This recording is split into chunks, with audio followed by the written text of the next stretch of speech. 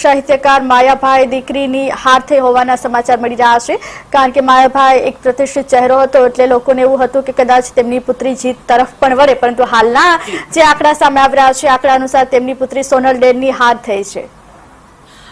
ઉર્મિશા, જો તેમની હાર થઈ છે તો તેમાં ઘણા બધા કારણો હોઈ શકે છે। આમ તો ભારતીય જનતા પાર્ટીમાંથી કોઈ પણ ઉમેદવારને જો ઉતારવામાં આવે તો સ્વાભાવિક તેમનું જીતવું ખૂબ નક્કી હોય છે, પરંતુ જ્યારે એ ઉમેદવાર હારે છે તો તેની પાછળ ઘણા બધા કારણો હોય છે। માયાભાઈ આને ખૂબ જ જાણીતો ચહેરો છે, લોકોમાં ખૂબ જ લોકપ્રિય છે, ખૂબ મોટા લોક સાહિત્યકાર છે, પરંતુ સવાલ આખરે એ થાય છે કે જે રીતે રાજલ બારોટ છે, રાજલ બારોટના પિતાની પણ એક પોતાની આગવી ઓળખાણ હતી, પરંતુ તેઓની સાથે સાથે રાજલ બારોટની પોતાની પણ એક આગવી ઓળખાણ છે।